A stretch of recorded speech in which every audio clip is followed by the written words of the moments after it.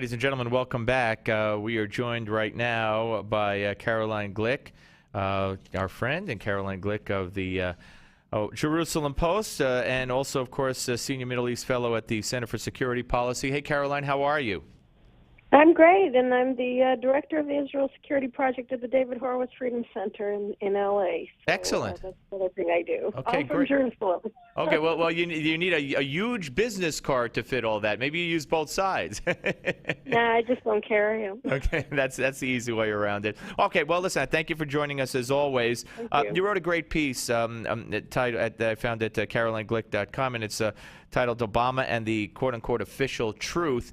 And, you know, I don't know if you've heard the latest. The latest in the scandal realm today is that Lois Lerner, the head of the Exempt Organizations Division of the IRS, she's going to take the fifth when she's supposed to testify tomorrow before Congress, which to me is not a surprise. But you say that, you know, all these scandals, Benghazi, the AP, and now the Rosen scandal at Fox News, as well as the AP, the IRS, all these scandals are, they don't stand on their own. They're all related. They all come together. Talk about that. Well, I really see a line that connects all of these different things, because what you see here is a modus operandi of an administration. And the modus operandi of this administration is to demonize and criminalize and delegitimize people who don't agree with them, and to block discussion and debate about the issues of the day by just going after anybody who presents information that is not does not align with the official narrative on every subject. And so they go after they hide what happened in Benghazi, because what happened in Benghazi is horrible for them, because it shows that the whole narrative that Al-Qaeda is a spent force is just a complete lie. And, you know, rather than actually acting as leaders should and defending and protecting the Americans that were being attacked in Benghazi, they pretended it wasn't happening, and they blamed some person who put a video up on internet in accordance with U.S. law and the U.S. Constitution. And they did that because they didn't like the fact that Benghazi showed that it was all a lie. In the IRS scandal, you know, the most profound rebuke of Obama's domestic policies, whether it's in terms of nationalizing health care or expanding other social welfare programs or what have you, was the Tea Party. They're a revolutionary movement. And so how do you destroy them? Well, you demonize them. You call them teabaggers and racists and any other thing that you can think of, and violent. And then you make it so that they can't operate by intimidating their leaders through IRS audits and questionnaires that nobody gets. And it works. Because if you remember, in the 2012 election, the Tea Party was really a marginal force. Yeah, absolutely. Their strength was in 2010. And you go to the AP story, I mean, what did they discover? They discovered that the CIA had prevented another Al-Qaeda plot to blow up an airliner en route to the United States. And that, again, wrecks their whole narrative that Al-Qaeda is a spent force. It also wrecked their narrative that it made sense for them to side with the opponents of the long-standing President Saleh of Yemen, who was an ally of the United States in fighting Al-Qaeda in Yemen, and siding with those who opposed him, who were aligned with Al-Qaeda. And that's what Obama did and supported forcing Saleh to step aside and escape to Saudi Arabia on November 12th. So all of these things, just one after another, showed whether it's the Tea Party or it's Benghazi or it's the AP story on the Yemen plot of Al-Qaeda, they all show the failure of Obama's agenda and the falsity of his narratives on every subject. And that's why the people who were doing it had to be punished, and they were. And Caroline, you also mentioned that you're now director of the Israel Security Project at the David Horowitz Freedom Center, a nonprofit, and you talk about in your piece briefly that the Freedom Center was subjected to an IRS audit as well. Yep, they were subjected to an audit. Commentary Magazine was subjected to an audit. Z Street, a new pro-Israel nonprofit that tried to get nonprofit status, applied for it in 2009. And were treated like the Tea Party movement, the Tea Party organizations throughout the United States. They're people just, and individual donors, of course, and activists just audited for no reason. And in all of these audits, you know, they make people, they examine everything with a magnifying glass, and they come up with absolutely nothing. But in the meantime, in order to get through an audit, you know, everybody knows you have to spend thousands and thousands of dollars on accountants and lawyers to protect you from the IRS, even though you're completely innocent, because that's what you have to do when you're being audited by the IRS. So, I mean, what it is it's an intimidating process that you undergo, and it costs a lot of money. And some people are intimidated into silence by it, as we saw with people who just said, never mind, it's not worth the hassle. I'm not going to apply for that nonprofit status, or I'm not going to write that article, or I'm not going to try to form a Tea Party movement because I have a family to support.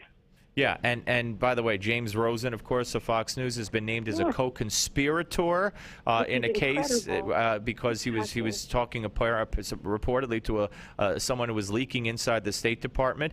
His records were tampered with, and Cheryl Atkinson of CBS News revealed today that her computer had been infiltrated, and they're trying to find out who. But she said it was around the time that she was doing reporting and investigative work on the Fast and Furious scandal. You just wonder aloud. No, and it never ends. And poor Miss Atkinson, you know, I mean, the president of CBS is the brother of Obama's deputy national security advisor. So, you know, I mean, she's getting it from all directions, trying to go after the truth in her reporting. She gets it from her network, and then she gets it from the feds. It's very, very frightening. It is. Do you believe that if this were the George W. Bush administration or any Republican administration, where would we be by now? Impeachment proceedings ready to start, or where would we be? I mean, I don't know. All I know is that what really bothers me, I was watching, just flipping through the channels several weeks ago before any of this happened, and I saw a snippet of a biographical documentary on George H.W. Bush, and he was the head of the Republican National Committee during Watergate. And he was, right in the snippet that I saw, he was asked about at what point did he decide that he was going to turn his back on the president, because Nixon had really been hugely supportive of H.W. Bush's career. Appointed him to be ambassador to the United Nations, director of the Central Intelligence Agency, and RNC director in a cabinet-level position. And then H.W. Bush turned on him, and he said it was when he discovered the enemies list, and that he just couldn't, for all of the loyalty that he felt towards Nixon, he just thought that was just unacceptable and unconscionable. And, you know, I was thinking about that interview with him when all of this was going on, when all of this information was coming to light, from Benghazi to the IRS and AP and everything. And I thought, well, where is the head of the DNC? Is Debbie Wasserman Schultz going to turn on? Really? I mean, doesn't she have any shame? Doesn't this bother her? And if not, how did we get to this situation where, you know, you don't have politicians any longer who have any sense of propriety and shame? If it's somebody in there, if it's a Democratic president and they're a Democrat, I mean, that's a horrible situation to be in. But you laugh at something that should have been taken for granted. No, you're right. No, I laugh because I could not, if there was one person in this world that I could honestly say would never turn against her party or the president, it's Debbie Wasserman Schultz. I mean, she's been found to be a bald-faced liar by Anderson Cooper and I believe the LA Times. She made, and of course to the ambassador to Israel, she made up a quote that he called her a liar. So I mean, you know, no way. And you're right. There's got to be people who, if the time comes, would be willing to say, Mr. President, it's over. We're far away from that point, but I can't think of anybody in the Democratic Party who would accept that leadership role and organize it and do it. I mean, even just think about Senator Lieberman during the impeachment hearings on Clinton with the Lewinsky scandal and his perjury that he carried out. I mean, you had Senator Joe Lieberman who was standing up to the president and saying that this is just unacceptable behavior, and maybe it was because of that Al Gore chose him as his vice presidential candidate in 2000. But I don't see that happening anymore, and I think that the thing that's most dangerous is that people aren't even outraged by Harry Reid and Nancy Pelosi and Debbie Wasserman Schultz and all of the rest of them for circling the wagons when this is something that the stench is just so odious. Yeah. And just so you know, I'm sure you do, the PJ Media today is saying there are more whistleblowers on Benghazi that are coming forward. Yeah, I saw that. And it's not going to be good for Hillary or Barack Obama, and they're going to tell us exactly why the ambassador was in Benghazi. So it's all going to unravel one way or another. Caroline, thank you for staying up late with us. We appreciate it, and as always, thank you. Thank you. Have a good evening. You too. Caroline Glick, ladies and gentlemen. Follow her at CarolineGlick.com.